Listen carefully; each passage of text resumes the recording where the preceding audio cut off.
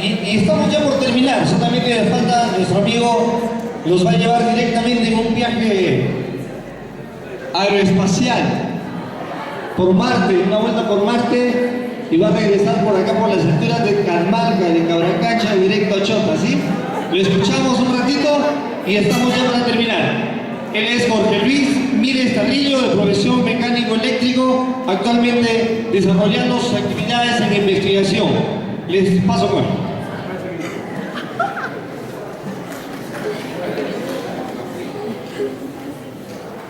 Bueno, de todo, muy buenos días, buenas horas. Voy a realizar la presentación mía debido a que estamos cumpliendo 25 años que se pasaron brevemente. Ahí pueden ver las diferentes instituciones por las que hemos pasado y que esta presentación, lejos de que sea una cuestión un poco técnica, es ir a hacer un recorrido de más o menos desde la época que ustedes están ahora y qué cosas he venido realizando para llegar al momento que estamos ahora. Muchas cosas, muchas personas, muchas instituciones, empresas, amigos, familiares, el colegio, profesores, compañeros de trabajo, mucha gente proactiva, mucha gente que también tiró para atrás, ha participado en todo este desarrollo personal hasta la fecha. ¿Quiénes somos? Eso es lo que somos. A veces como humanos nos creemos que somos mucho. Nos creemos los palomillas en el colegio, después nos creemos el medio revolucionarios en la universidad, después nos creemos los medios pleitistas en la política, en el barrio, pero al final no somos nada. Nuestra vida es tan solamente un soplo en la existencia del universo. La primera foto, la Tierra desde Marte, un punto. Tranquilamente ese punto puede desaparecer mañana, más tarde, y no pasa nada en el universo. La segunda foto a la derecha, la Tierra y la Luna, un poco más de cerca. El Sol con el resto de planetas. No figuramos. Júpiter quizás que es un poco más grande. La Luna sobre el horizonte de la Luna, la primera vez que lo vieron. Y el tercero, casi no se ve nada, pero la Tierra desde los anillos de Saturno. ¿Y eso qué vamos? Muchos de los compañeros que estamos acá hemos venido desde un punto inicial, Chota. La primera vez que fui a los Estados Unidos, me encontré con una realidad que acá todos ustedes lo ven. Muchos viajamos a Cajamarca, muchos viajamos a Chiclayo. Y a veces en la noche, los viajes son usualmente de noche, y tranquilamente uno llega a Samangay y ve Chota salpicado de un montón de lucecitas de todas las casas que se tiene ahí, ¿no? Miles de luceros. Igualmente cuando uno viene de Chiclayo y está por la fila de Guambos, ve Chota a lo lejos con miles de lucecitas de la ciudad y el campo. En ese viaje, cuando venía de Estados Unidos, la primera vez que fui, de 2012, por coincidencia el avión pasaba encima de Chota. Lo veía, los aviones tienen un mapa de GPS en el que ves qué punto estás poniendo, ¿no? En qué lugar estás. Y claramente desde la ventana del avión se veía Bamamarca, Chota, Utero. La particularidad de Chota, que no lo tiene en ningún otro lugar, es que es Chota y miles de lucecitas de las campiñas de todos los pueblos que están electrificados, y en esa noche despejada, así como había miles de luces abajo, había miles de estrellas arriba. Hay que crear una identidad. Ustedes son chotanos. Hay mucha gente que se arrepiente de su origen, y en cambio a veces llevamos un apellido, llevamos familiares. Soy mi hermano, ahí somos jóvenes, nos vestían a una forma de la época. Tenemos un entorno social, sus amigos, sus familias, los problemas de la sociedad. Eso involucra y va calando en cada uno de nosotros. El campo, la ciudad, la interacción. En esa época, estamos hablando de 1980, 85, nosotros éramos niños, no había mucha luz acá en Chota, solamente había luz por horas, había muchos apagones, el Electronorte no existía, y entonces yo me ganaba de noche, el cielo era bastante estrellado. Mi papá, que era profesor de escuela rural, era profesor de campo, me mostraba mucho de la tecnología que hacen en otros países.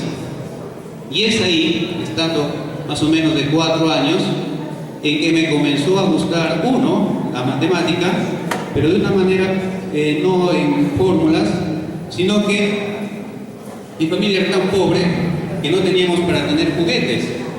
Entonces los únicos juguetes que podíamos hacer era que mi papá se fue al maestro Chávez, que está por la Alameda, y le dijo: confeccióname una esfera, un cubo, un paralelepípedo, una pirámide truncada de madera. Esos eran mis juegos. Y mi mamá, que era en manualidades, me confeccionaba algunos juguetitos de peluche.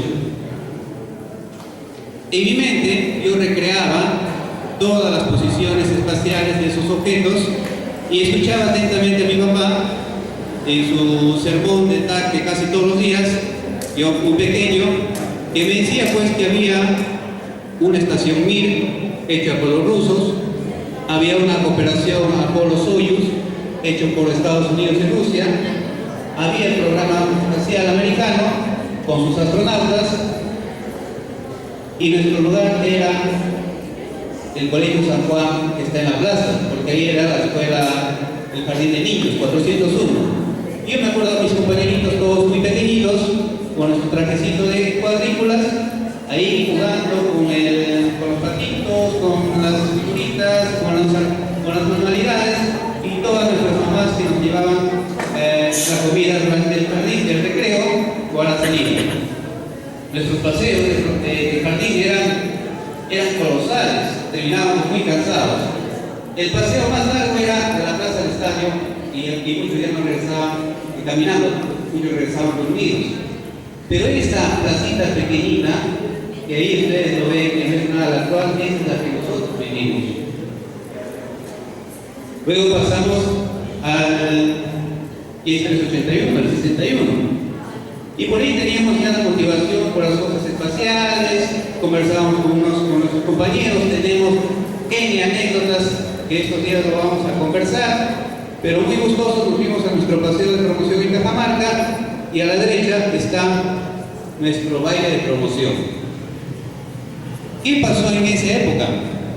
¿Qué nos gustaba? Había un libro que se llamaba La Escuela Nueva, y había el Coquito, Pablito, Ricardo, Rolando, en la cual podíamos leer, aprender algunas materias, y la Escuela Nueva era una biblioteca. La biblioteca de esa Escuela Nueva era una Biblia que andábamos debajo del brazo. Uno no aprende de la noche a la mañana, es todo un camino, prueba, error es parte del desarrollo humano. Pero si nos quedamos a esperar que las cosas vengan, no, tenemos que ir a seguir. Y cuando estábamos ya en el colegio, en el que la foto de arriba a la izquierda es nuestro día de la clausura, todos nos despedíamos, todos nos pintábamos la camisa, algunos nos estamos volviendo a ver después de 25 años, y somos una de las promociones muy exitosas que ha tenido el colegio. La foto del sesquicentenario hace 5 años, que yo no pude estar, pero han pasado 25 años, y las motivaciones que nos impulsaron siendo jóvenes por ese gusto por las ciencias nos llevaron a enfocarnos en cada uno, a decidirnos cuál vendría a ser nuestra profesión. En el caso particular mío, me seguían gustando las cosas espaciales. Con Richard tenemos algunas cosas pintorescas en el colegio, con otros amigos también. Pero de mí tenía defectos. Uno de los grandes defectos es la cuestión visual. Yo era músico y lo fui durante los 5 años de música en el colegio, y tenía que aprenderme todas las partituras de memoria. Eso fue una gran ayuda después, Porque en el colegio teníamos que aprender las marchas, los valses, las polcas, los signos y todo eso de memoria. Teníamos un papel al frente, está bien, pero cuando te das la vuelta, se va. Y cuando es de noche, tampoco no se ve. Entonces había que aprenderlo de memoria. El año en sí que nos despertó fue con Aníbal, que nos conocimos, fue ese quinto año. Ese quinto año que nosotros tuvimos una huelga de 3 meses. Pero hubo una clase particular de matemática en la que había un polinomio y que yo estaba un poco distraído, me fui, lo solucioné en la pizarra, lo solucioné pésimamente y todos mis compañeros se rieron, el bullying. Entonces, yo creo que me sentí un poco mal y no sabía por qué había tanta risa y después me di cuenta de que había cometido un error muy tonto. Y me puse a estudiar seriamente las matemáticas, de tal punto que pasaron 4 meses y estábamos con Aníbal participando en el concurso nacional de matemática de todos los colegios y sacamos un buen puesto. Eso de los concursos es fundamental. ¿Saben por qué? Cuando estábamos en primer año de secundaria, hubo un concurso regional de música, de bandas de música. Y nosotros estábamos nuevos en el colegio. Fuimos a Cajamarca.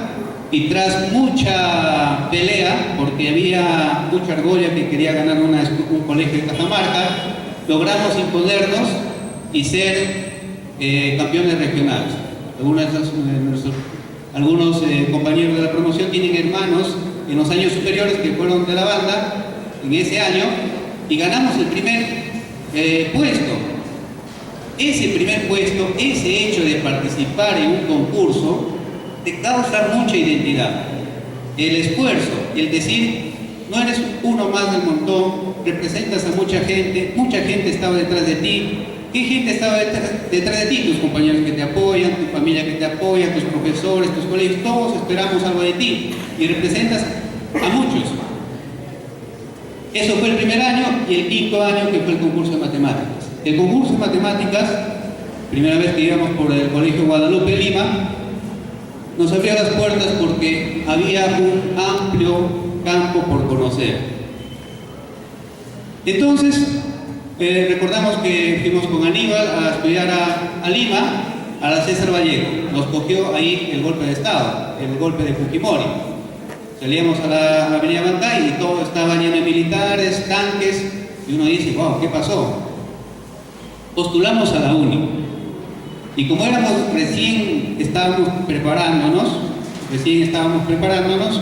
al final no ingresamos.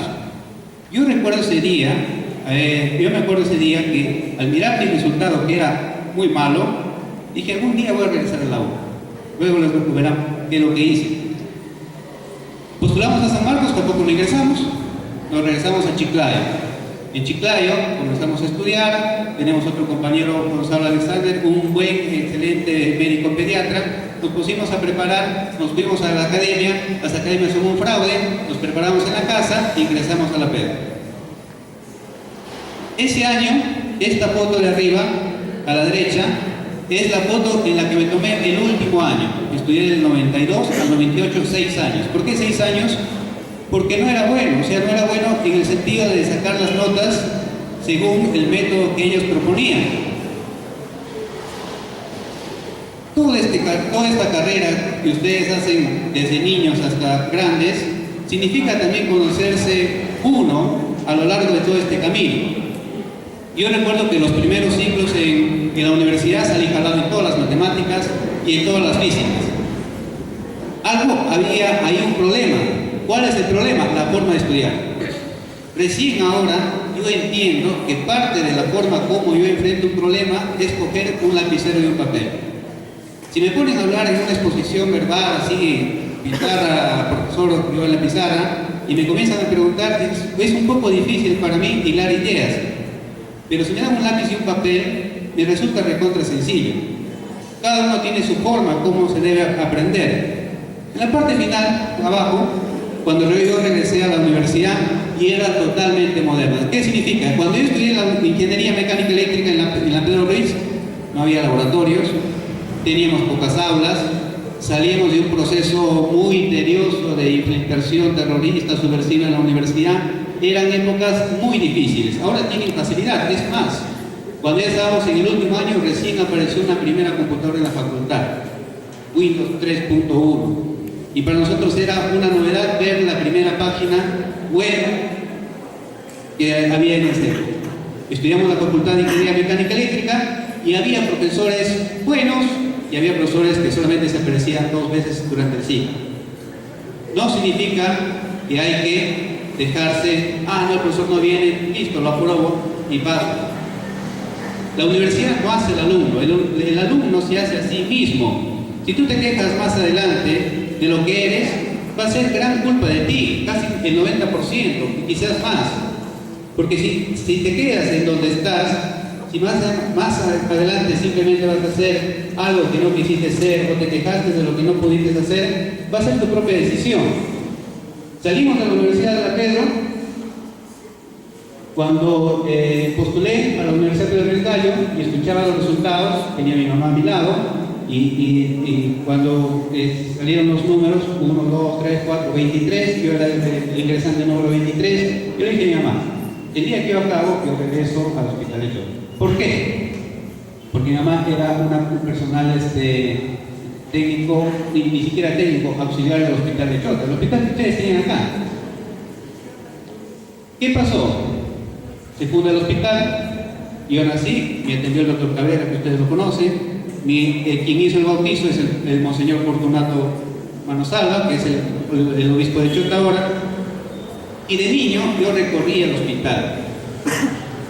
Yo lo conocía a ese personal joven, que ahora son algunos cesantes, luego algunos fueron mis colegas de trabajo. Los conocía y me gustaba ese ambiente de camaradería, de problemas que enfrentan, problemas reales, problemas que no puedes cerrar, porque es una vida. Tú te accidentas, llegas al hospital, hay 2 cosas: o me equivoco y mueres, o hago el trabajo correcto y me salvo. Regresé al hospital ya siendo practicante, pero comencé a trabajar en el hospital el año 2000. Desde el año 2000 hasta febrero del 2011 yo fui un empleado del hospital. Unos dirán, caray, acá estoy frente al portón principal, la última vez que desfilé con mis compañeros en el hospital, Casa de Fuerza y el Hospital Misto del Satélite. Es el hospital más lindo del Perú. Y es el hospital más lindo del Perú, ¿por qué? En primer lugar, fue construido por una compañía alemana, Hospital. ¿Quién construye acá su casa en Chota así, legal? Nadie. Todos tratan de ahorrar, todos tratan de hacerlo de manera informada. Pero la compañía alemana hospitalaria, en esa época del presidente de la UNDE, puso la mejor tecnología de esa época en el hospital de Chota. Marcas como Siemens, Standard Kessel, ABB y otras marcas fueron las mejores de esa época en diseño que se colocaron en el hospital. Por lo tanto, había un camino por seguir. ¿Cuál es el camino por seguir? Ya lo vieron en la parte primera.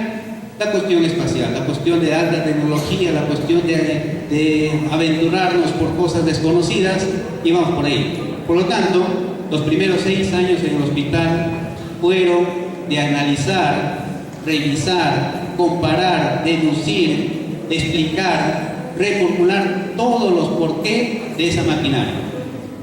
¿Por qué hay un orificio? ¿Por qué hay un hueco? ¿Por qué lo han hecho de 5 pistones, de 4 pistones? ¿Por qué lo han hecho con aletas? ¿Por qué no lo hicieron? Todo tiene un porqué en la vida. Todo tiene un porqué. Un equipo se fabrica si es que es desde un fabricante muy bueno como ellos. Me preparé muy bien y cuando se llegó ya al año 2006, más o menos, 2006-2007, luego de haber ido por varias universidades a exponer, me fui al extranjero a exponer, siendo trabajador de hospital, faltaba algo. El siguiente paso. El siguiente paso ya no se podía hacer en Chota, se necesitaba salir a otro lugar. Siendo joven, ahí estamos relativamente flaquitos. Siendo joven, ya era en el hospital miembro de un organismo de Cuba, era colaborador del Centro de Electromagnetismo Aplicado de Cuba, hice mi tesis de pregrado ahí, desarrollando un dispositivo que trata aguas sin utilizar campos magnéticos. Me hice colaborador, el director José Tristán es mi amigo hasta la fecha. Lo probamos experimentalmente con lo que teníamos y funcionaba. Ese caliche que se forma en las ollas lo procuramos eliminar usando campos magnéticos y resultaba muy bien. Antes de pasar a la siguiente etapa, hay una cosa por rescatar, la parte social. Pueden saber mucho, pueden esa parte de ahí querer lucrar con ustedes y vivir aisladamente en su casa, pero hay un entorno social y eso se forma en la universidad, en el grado de compromiso en el que uno se desenvuelve y lo devuelve a su tierra, como dice Mitchell. Ya en esa época participábamos con algunos amigos en las coordinaciones por la universidad y creamos la Asociación Chotana de Ciencia. Nuestro ánimo no era lucrarnos, nuestro ánimo era promover de que más niños talentosos, o sea, ese lucero con que ya nace, se continúe y sea, después nosotros conocemos viejos, aquellos por los cuales nos sintamos encantados. Esos logos son los que se utilizaron, los primeros logos de la UNACH, la Asociación de Ciencias, y el año 2005, que era el Año Internacional de la Física por Albert Einstein, hicimos una cosa particular. Manuel, Heike y otros conversamos con las cabinas de internet para participar a Chota en el proyecto de estudio de ondas gravitacionales. En esa época había una página web, el Einstein.com, que enviaba paquetes de información, se procesaban en las computadoras y se devolvían. Y como en esa época había mucha internet en Chota, muchas cabinas, en el tiempo muerto todos participaban y poníamos el nombre de Apunta. Bueno, se acabó esa época, había que dar el siguiente paso. Entonces, la forma de un ingeniero, de alguien que estudia ciencias, es saber bien las físicas y las matemáticas. Poco o mucho que logres aprender, es aprenderlo bien. Los griegos, los romanos, no sabían cuestiones de ecuaciones diferenciales y cosas de matemáticas avanzadas hoy. Sabían de álgebra, de geometría, de trigonometría, lo que ustedes hacen en su colegio, e hicieron las maravillas que son admiradas ahora. La pirámide de Egipto, el Coliseo de Roma y otros. Había que ir al mejor lugar, y ese mejor lugar en el Perú, para la rama de física, era la Universidad Nacional de Ingeniería. La Universidad Nacional de Ingeniería nos acoge en la Facultad de Ciencias, participamos de un grupo de trabajo, en el Centro de Tecnologías de la Información, acá están mis colegas, acá está mi oficina, pero en esa época mi trabajo estaba acá en Chota y mis estudios estaban en Lima. Y por lo tanto cada semana yo tenía que viajar unas 40 horas ida y vuelta para trabajar acá y estudiar en Lima, por 3 años. Si quieres algo lograr en la vida, nadie te lo va a regalar. Es más, la vida se despreocupa y tú tienes que arrancarlo a la vida eso que tú quieres ser.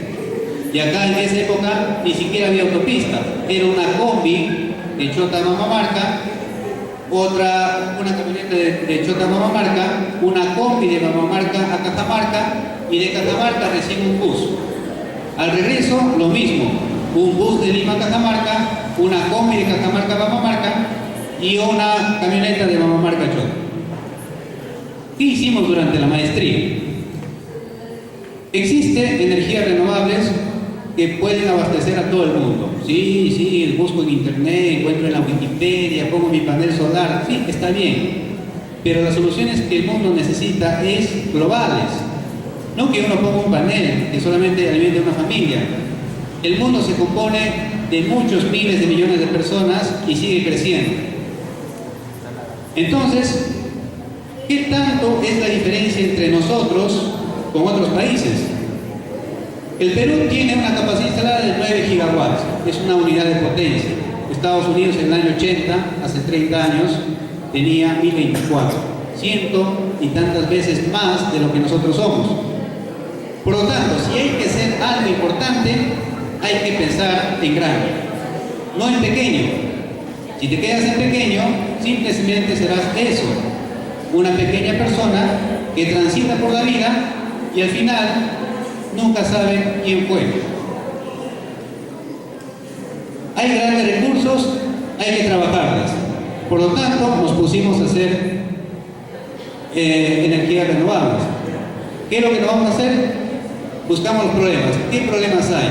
Todos tienen un sistema eléctrico, todos tenemos en la casa electricidad. ¿Hay que modernizarlo? Sí, hay que modernizarlo. ¿A qué punto? Al punto de que sea al igual que nosotros mismos. Tenemos un cerebro y tenemos un sistema inmunológico que nos defiende y nos autorrepara, y tenemos un sistema nervioso que controla todas las funciones de nuestro organismo. Entonces, a eso hay que lograr. Se aprende a trabajar en esta parte de redes eléctricas inteligentes y se aprende de que la solución iba en hacer modelamiento matemático. ¿Por qué? En el Perú no tenemos laboratorios experimentales, cuestan muy caros. Es más, los pocos esfuerzos que han habido encuentran a estudiantes que no quieren hacer una labor importante, son muy pocos. Hay gente que la pasa tibiamente todo el proceso educativo para que al final se contenten con un sueldo de por vida. Ya no quieren aspirar a superarse. Entonces sus hijos, cuando lo encuentran y lo comparan, ven eso. El mundo simplemente es plano. Yo no tengo a mi papá como referente porque si fuera un papá que constantemente se trata de superar, cualquiera sea la circunstancia, yo también tengo el ejemplo. Pero a veces no, muchos no. Entonces, modelamiento matemático significaba matemáticas y esta herramienta de maldad. Estados Unidos recién, debido a que hay esto que se llaman celulares, y en la cual los jóvenes, ustedes, los niños, son muy hábiles, lo ha declarado prioridad nacional. ¿Qué significa? Que en todas las escuelas y los colegios en Estados Unidos van a aprender a hacer programación los niños. Por lo tanto, de acá en 7, 8 años, todos nuestros productos, casi todas nuestras cosas, vamos a tener que de alguna manera van a hacer creación de ellos. Y acá nosotros nos estamos quedando un poco en esa parte. ¿Qué significa esto? Enfrento un problema real, es un proceso de cómo enfrento un problema. Cada uno tiene un problema, hace simplificaciones de ese problema y en base a esas simplificaciones asumo determinadas respuestas.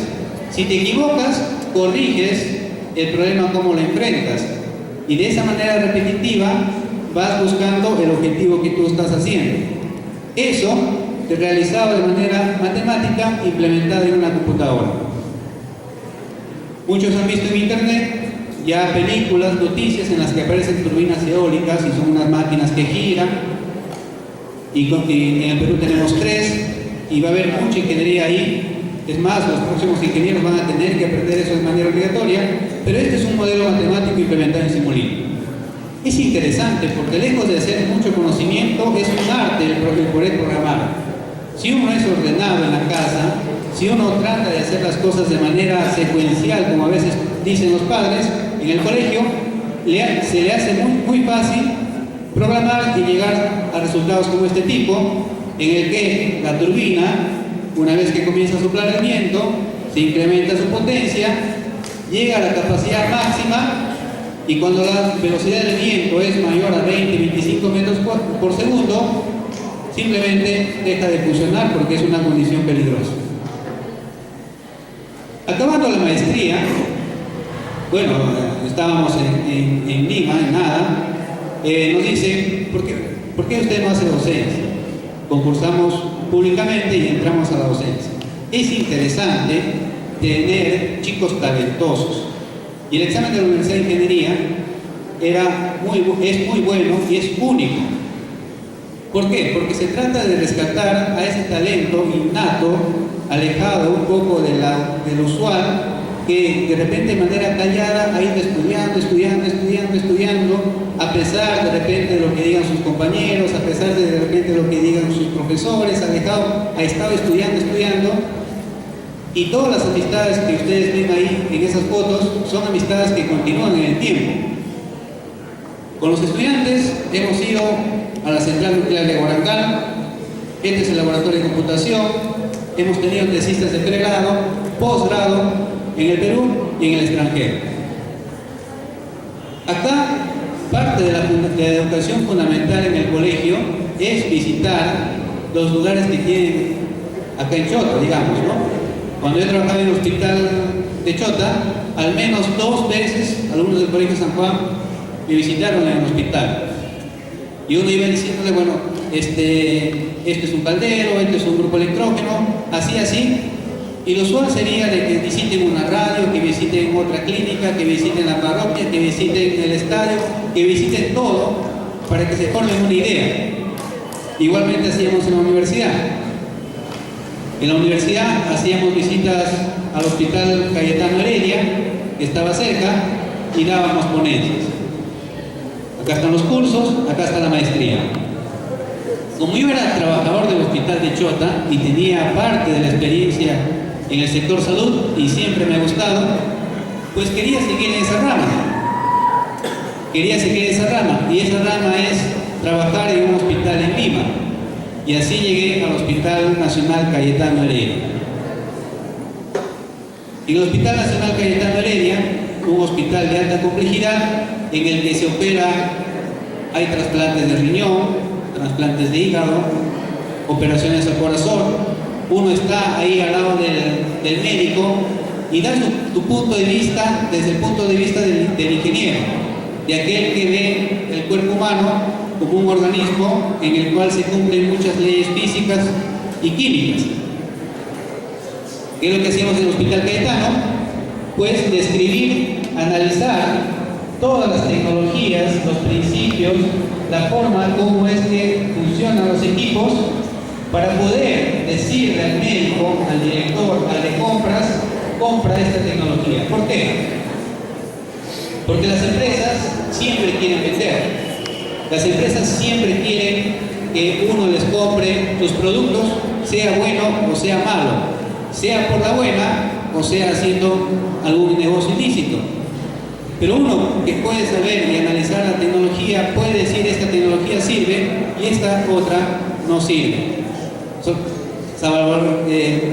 Nos ahorramos inversión, evitamos el delito y somos técnicos y éticos. Y esa parte ética es la que a veces puede ser un camino lento, pero la ética te lleva al nivel más alto que puedas imaginar. Entonces, estábamos en la uni y estábamos en el Hospital Cayetano. Había que probar talentos por otros lugares. Entonces, en Villa El Salvador de Lima hay una universidad nueva que más o menos se creaba paralela a lo que es la UNACH, acá en Chota, que es la Universidad Tecnológica del Cono Sur de Lima. Chicos, estudiantes que estudian ingeniería y que trabajaban por el parque industrial. Se iban a trabajar durante el día, 5 o 6 de la tarde, ya estaban en clases hasta las 7, 8, 9, 10 de la noche. Con ellos hicimos trabajos de tesis. Y el trabajo de tesis que yo les hacía era la pregunta siguiente. Olvidemos del formalismo, que la tesis viene a ser esto, no olvidemos. Ustedes la siguiente semana me traen cada uno un problema de los que ustedes quisieran hacer. Y no me lo van a decir en público, porque si lo dicen en público, alguno se puede reír, otro puede decir, no, pero ¿para qué? Tú, no, imposible que lo hagas. Hay mucho bullying, y a veces hay mucho bullying social, de colegas, de compañeros. Que cada uno venga con su problema y lo conversamos acá. Cada uno era así como cuando uno se va a confesar, cura y filigrés, cuéntame. Y de ahí salieron varios premios nacionales. Varios premios nacionales de Obrecht, en congresos nacionales, chicos que están haciendo maestría, que han salido afuera y que son talentosos. Acabó la maestría, seguimos en el doctorado. El doctorado, igualmente seguíamos trabajando en la Universidad de Ingeniería, en el Hospital Cayetano. Había un poco más de apoyo, mucho más gente se comprometía. Estaba creando unos blogs, estaba creando redes sociales, y por ahí iba conociendo una que otra gente, y iban a la vez esa gente te nutre y te retroalimenta. Los doctorados, como decía Aníbal, es un poco para viajar. Acá estamos en Louvre, este es el famoso Instituto Henri Poincaré en París, acá estamos en el Nevado de Chimborazo en Ecuador, acá estamos en la Torre Eiffel y yo estoy con mi bandera chotana. ¿Por qué? Tener plata es fácil, legal o ilegal es bastante sencillo. Legal cuesta esfuerzo, perseverancia y triunfas, es un mérito. Viajar con un dinero que puede ser prestado también es sencillo, vas y compras y te haces y viajas. Pero ir por méritos, ir por un desarrollo académico, profesional, intelectual, llega mucho mérito. En el campo de los negocios, aquel que se mete a los negocios y comienza a lidiar con el mercado, a mejorar sus productos y se va posicionando, en el mundo de los negocios también igualmente es reconocido. Aquel que se lidia en el mundo académico y que comienza paso a paso a escalar, probar el error, es muy valorado. A tal punto que a veces los permisos para ingresar a otros países se evitan. Por ejemplo, una vez que viajé a Europa, me trataron como si fuera ciudadano europeo, no me cobraron. Y había la alta prioridad en el pase a lo largo de la cuestión de inmigración. El doctorado en la UNI también te lleva a conocer personas interesantes. Ahí estamos con Carlos Noriega, el único astronauta peruano en NASA, ya retirado, cuando visitó la Universidad de Ingeniería. Y cuando ya tú dices, bueno, ¿cuáles son tus méritos? El trato es como que amical, ¿no? Hey Carlos, ¿cómo te va? ¿Qué hacemos? Por acá, por allá, hay que mantenerse en contacto. Igualmente, en esa época creamos redes sociales. Las redes sociales son importantísimas siempre y cuando ustedes lo enfoquen desde el punto de vista que ustedes quieren hacer. Por ejemplo, alguna vez, acá de Chota, me escribió un cantante: hey, apoya el talento chotano, soy cantante, mira mis canciones, mira mi YouTube, etcétera, etcétera. Excelente. Es una forma como hacer propaganda, ¿no? Pero pasó una semana y ya comenzó con memes, ya comenzó con otros comentarios. Entonces, esta persona no tiene un rumbo, no tiene un norte. Simplemente, no sé, querrá ser cantante o querrá hacer otra cosa. Las redes sociales son importantes y en este caso armamos un grupo de Facebook para la cuestión de programación en Mana Simulín, que es el más grande del planeta. Y yo soy el administrador. Lo creamos cuando tenía 300, 400 personas, hoy tiene más de 75,000 personas, de todo el mundo. Y uno ahí se actualiza de cómo va, y cuando ahí tengo alumnos y cuando tengo colegas que quieren saber cómo está la cosa en determinado problema dentro de lo que es modelamiento, bueno, vamos ahí y miramos y conversamos y posteamos. En el doctorado seguimos haciendo lo que es redes eléctricas inteligentes, hacer que la red eléctrica inteligente se autorrepare. Que diga, acá fallé, y lejos que vaya el ingeniero, el técnico, solito mismo se autorrepare. Que tenga turbinas eólicas, paneles solares, geotermia, quema de residuos sólidos. Es bastante importante. Y luego viene lo que es la simulación de sobrevivencia en la superficie de mar. A esa época había hecho algo de ingeniería biomédica en el hospital de Chota y en el hospital Cayetano Heredia. Me había preparado en física pura en la UNI. Había hecho todos los cursos de física pura: mecánica cuántica, física estadística, física de altas energías, física de estado sólido, mecánica de fluidos, electromagnetismo. Todo eso lo había llevado. A la vez realizaba mi labor de ingeniería. Era ingeniero de campo, trabajaba en hospital, veía problemas reales. Era multidisciplinario y llegamos a esta experiencia a calificar para eso. Esto se ubica en el desierto de Utah y se estudia por varias cosas. Uno, porque Marte es parecido a la Tierra en proporción de tamaño, un tercio. Yo peso acá 90 kilos, en Marte pesaría 30 kilos. Dos, es un reto tecnológico y es muy humano. Ser humano significa irte a lo desconocido. Ser humano no es tanto vivir plácidamente la vida ahí, que pasen los días y no tengo problemas y no pasa nada. Eso no. El ánimo de descubrimiento es bastante humano. El ánimo de descubrimiento humano. No ves a un perro haciendo búsqueda, o una araña. No, hace una cosa repetitiva. Tiene un código genético ahí, con un programa ya guardado, que siempre hace lo mismo. El perro no es inteligente. El perro tiene un amo. El amo es el ser humano en sí. Y el perro viene de evolución de los lobos, en el que había un jefe de manada que controlaba, les daba dádivas, te doy alimento, te protejo. Entonces el perro se siente complacido con nosotros. No es que tenga una inteligencia. Esto es el entorno de simulación, un lugar en verdad sacado de casi otro planeta, porque ahí todo es recontra rojo. Es una formación fósil, es un mar profundo en la época de los dinosaurios, bastante de baja altura, de baja profundidad, en la que había mucho molusco, había muchas plantitas, había mucho hierro. El continente se elevó unos metros y todo el agua se evaporó, por lo tanto todo quedó la tierra en óxido de hierro, por eso es bastante rojo, bastante roja, es muy roja. Y en ese entorno rojo, árido, desértico, en ese entorno que ustedes ven, ha trabajado NASA, Boeing Company y otras compañías. Entonces, cuando a mí me avisaron, ni siquiera yo tenía la menor idea de eso. Fue un compañero, un alumno que me dijo: hey, Jorge, me dice, ahí están convocando unas cosas de simulación de vida sobre Marte. ¿Qué te parece si participas? Vi la página, era una publicación de la UNI, en el portal de la UNI, me interesó y presenté. Como yo tenía trabajo multidisciplinario, fui aceptado y nos fuimos. Dos tripulaciones. He visto a gente llorar ahí, pasado 3, 4 días. ¿Por qué?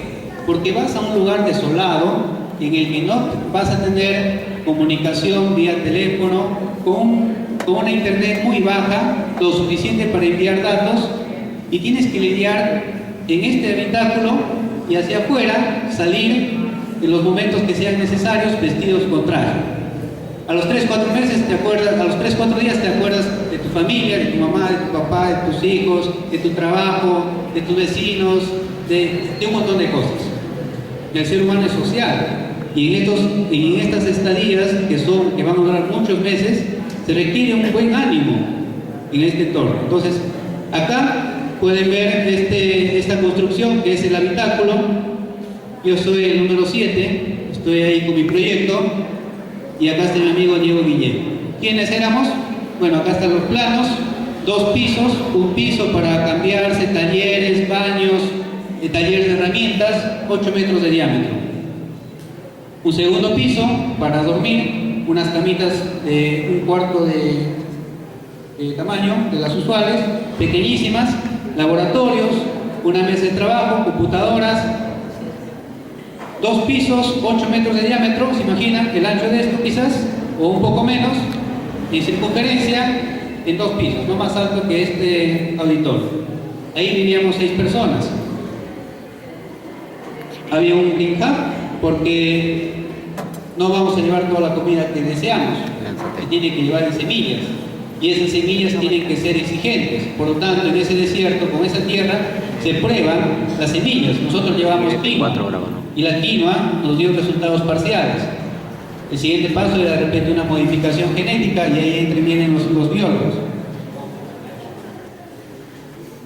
Eso viene a ser un telescopio en el que se utiliza para hacer mediciones de la posición de algunos astros importantes dentro de lo que es el calendario supuestamente marciano. Esta es mi tripulación, quienes fuimos: gente de la UNI, Católica, Universidad Agraria de La Molina. Esos son los que se califican. Entonces, claro, de repente en un momento antes, si yo hubiera estado en Pedro del Gallo, de repente no hubiera participado, pero tienen que pensar de que uno se forma, es un trabajo continuo en el tiempo. La gran diferencia de estar en la Universidad de Ingeniería a Pedro del Gallo había pasado como 10 años. Pues todos esos 10 años bien aprovechados son obvio que te da resultado. obvio que te da resultados. ¿Qué es lo que hacíamos? Ahí están los puestos de trabajo, los meses de trabajo. Adolfo Vill, que era un chico de la Universidad de La Colina, su de colección, porque en los medios, los roles que están en parte de todo el trabajo. Material específico, de tomar fotos, de tomar análisis de campo, esos rostros tienen trabajo en el entorno. La tecnología 141 fue mejor. ¿Por qué fue mejor? Desde el punto de vista personal. Porque fue americano. Y estuvo, bueno, gente de la Católica, que dio los sectores, y estaba Joshua, que vinieron de la Cachota el año pasado, sigue su presidente de la Universidad de Dakota del Norte, Peter Dick, que trabaja en Houston Space Center, de vuelos en NASA. Gaby, del Instituto Tecnológico de Massachusetts, del MIT, y ahora en Boeing. Y Nicolás Christopher, que trabaja en la Universidad de La Puebla. Entonces, todo aquello que iba anteriormente de niños, ya la NASA, el MIR, la Estación Espacial, los astronautas y todas esas cosas, había acá dos personas. Javier, Peter y Alejandro Díaz, que después se integró, que trabaja en Boeing, que también trabaja en NASA. Entonces estábamos a un pasito ya de ese lugar ideal que uno desea. Los primeros días, obviamente, la distancia académica es bastante. Y hay que correr 14 días, no dormir, pero hay que leer de todos, francés, inglés, italiano, todo lo que pueda uno leer es bastante importante. Salíamos a trabajar, salíamos a hacer muestras, había proyectos de NASA, había proyectos de estos, les voy a contar algunos de ellos. Por ejemplo, el proyecto, ¿en qué consistió? En este proyecto no significa mucho de ello, tengo entendido desde la primera presentación que le digo que cada trabajo y el resultado del mundo. En este primer proyecto queríamos hacer una mochila, porque bien, las mochilas son así, la misma las películas con gravedad y todas esas cosas, una cosa rígida para que me espalda. Pero eso no es así, es inclinas, por eso tengo mochilas de tela, ¿no? Los que son mochilas de tela para que sean flexibles, se acomoda la espalda, y estos son patentes americanos. Nos pusimos a hacer una mochila que sea económica. ¿Qué teníamos a la mano? ¿Teníamos algo a la mano? No. ¿Teníamos presupuesto? Tampoco. Pero sí había talento. Ese talento lo encontré en una empresa famesa, a la cual me había invitado a trabajar algunas ideas, y ahí